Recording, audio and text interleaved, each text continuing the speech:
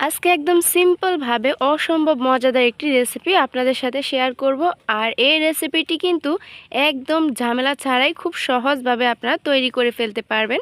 আসসালামু আলাইকুম everyone, welcome back to my kitchen. কেমন আছেন সবাই?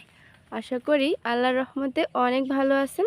শুধুমাত্র শাপলার সাথে মাছ দিয়ে অসম্ভব মজাদার একটি তরকারি আপনাদের সাথে শেয়ার করতে চলেছি। আর এই তরকারিটি কিন্তু একদম সিম্পলভাবে কোনো রকম বাড়তি মশলা ছাড়াই আপনারা তৈরি করে ফেলতে পারবেন। তো কথা না বাড়িয়ে চলে যাচ্ছি মূল রেসিপিতে। কিভাবে তৈরি করবেন একদম সিম্পলভাবে আপনাদের সাথে শেয়ার করব।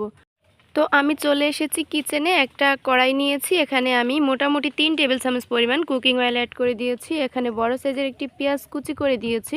তো মিডিয়াম আঁচে রেখে পেঁয়াজটা আমি 1 মিনিটের মতো ভেজে নিয়েছি। পিঙ্ক কালার চলে এসেছে। এখন কিছু আমি পেস্ট মশলা ব্যবহার করছি। তো এখানে আমি রসুনের পেস্ট নিয়েছি 1.5 চা চামচ, এখানে জিরার পেস্ট নিয়েছি 1 চা চামচ পরিমাণ, এখানে আরও নিয়েছি ধনিয়া গুঁড়া 1/2 চা চামচ, গরম মশলা গুঁড়া দিয়েছি 1 চা চামচ। এই গরম মশলা গুঁড়া দিলে কিন্তু এই তরকারির স্বাদটা অনেক গুণ বেড়ে যায়। আরও এখানে অ্যাড করেছি 1/2 চা চামচ পরিমাণ কালো গোলমরিচ গুঁড়া, তবে আপনারা চাইলে সাদা গোলমরিচটাও ইউজ করতে পারেন।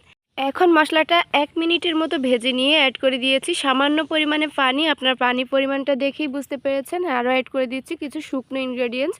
যেখানে হলুদ গুঁড়া ব্যবহার করেছি 1 চা চামচ, মরিচ গুঁড়া ব্যবহার করেছি 1 চা চামচ, লবণ দিয়েছি 1 চা চামচ।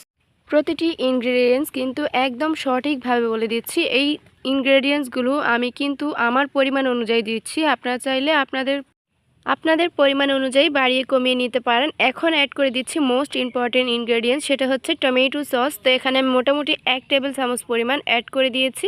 আর এই টমেটো সসটা দিলে কিন্তু তরকারিটা অনেক ভালো লাগে খেতে। তো এই সবগুলো মশলা আমি ভালোভাবে কষিয়ে নিয়েছি 1.5 মিনিটের মতো। এখন আমি অ্যাড করে দিচ্ছি এই যে আমি আগে থেকে মাছগুলো ভেজে রেখেছিলাম হলুদ, লবণ, মরিচ গুঁড়া দিয়ে। তো এটা আমি দেখাইলাম না, আমরা তো সবাই স্বাভাবিকভাবে যেরকম মাছটা ভাজি সেভাবেই আমি ভেজে নিয়েছি। এখন আমি এই মশলার সাথে মাছগুলো আমি 3 থেকে 4 মিনিটের মতো ভালো করে কষিয়ে নিব। আর এইভাবে তরকারিটি রান্না করলে কিন্তু খেতে অনেক টেস্ট হয়। এখানে কিন্তু আপনারা চাইলে আপনাদের পছন্দ মতো যে কোনো মাছ ব্যবহার করতে পারেন। তো আমি এই মশলার সাথে মাছটা দিয়ে আমি ঢেকে দিচ্ছি। আমি এভাবে 3 মিনিট কুক করে নিয়েছি।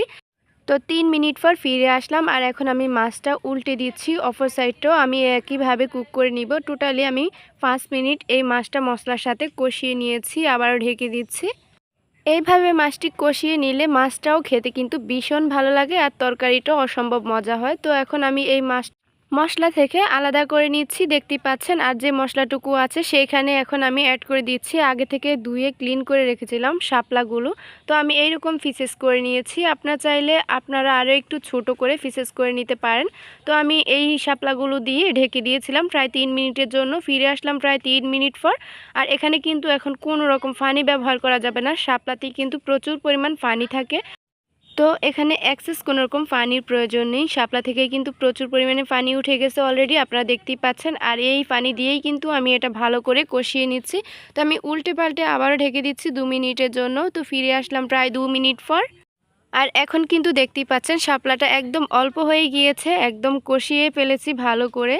শাপলা কিন্তু একদমই নরম তরকারি, এটা কিন্তু খুব একটা সময় লাগে না সেদ্ধ হতে। তো আপনারা দেখতেই পাচ্ছেন এটা কিন্তু অলরেডি সেদ্ধ হয়ে গিয়েছে মোটামুটি 70%। এখন আমি অ্যাড করে দিচ্ছি যে মাছটা আমি কষিয়ে রেখেছিলাম সেটা আমি অ্যাড করে দিচ্ছি। আর ভালো করে আমি একটু আলতো করে বিছিয়ে দিচ্ছি। মাছটা কিন্তু নরম আছে, ভেঙে যাওয়ার সম্ভাবনা থাকতে পারে। যে বাটিতে মাছগুলো রেখেছিলাম সে বাটিটা ধুয়ে আমি সামান্য পরিমাণ পানি অ্যাড করে দিয়েছি। আর পানির পরিমাণটা দেখেই বুঝতে পারতেছেন এখানে আমি কতটুকু পানি অ্যাড করেছি। তো আমি লবণটা চেখে দেখেছি, এখানে আরও একটু পরিমাণ লবণের প্রয়োজন ছিল, তো সেটা আমি অ্যাড করে ঢেকে দিয়েছি। অবশ্যই কিন্তু লবণটা একটু চেখে দেখবেন। তো এখন দেখতে পাচ্ছেন আমি 3 মিনিট পর ফিরে আসলাম। আর মোটামুটি তরকারিটি একদম হয়ে গিয়েছে। আর আমি আলতো হাতে আরও একটু নেড়েচেড়ে দিচ্ছি। আর এখন দেখতেই পাচ্ছেন টোটালি তরকারিটি রান্না করতে আমার 15 মিনিটের মতো সময় লেগেছিল। এই রান্নাটি করতে কিন্তু খুব একটা সময় লাগে না, আর খুব সংক্ষেপেই রান্নাটি তৈরি করে ফেলা যায়, আর খেতে কিন্তু অনেক টেস্ট হয়। তো আমি চুলাটা অফ করে দিয়েছি। আর এখন আমি ঢেকে দিচ্ছি 5 মিনিটের জন্য, ঠান্ডা হওয়া পর্যন্ত অপেক্ষা করছি। তো দেখতে পাচ্ছেন উপরের লেয়ারটা কত সুন্দর হয়েছে। তো এখন আমি তরকারিটা একটু দেখিয়ে দিচ্ছি এই তরকারিটি কত পারফেক্ট হয়েছে। আর এই তরকারিটি দেখতে যেমন, খেতেও কিন্তু মাশাআল্লাহ অনেক টেস্ট হয়েছিল। আপনারা একবার বাসায় ট্রাই করে দেখতে পারেন। আর হ্যাঁ, এই তরকারিতে কিন্তু খুব একটা পানি দিতে যাবেন না। এটা কিন্তু এমনিতেই নরম তরকারি, খুব দ্রুত সেদ্ধ হয়ে যায়। আর এর থেকে কিন্তু প্রচুর পরিমাণে পানিও ওঠে। তো এক্ষেত্রে কিন্তু পানির খুব একটা প্রয়োজন হবে না। এই স্টেপটি কিন্তু অবশ্যই ফলো রাখবেন।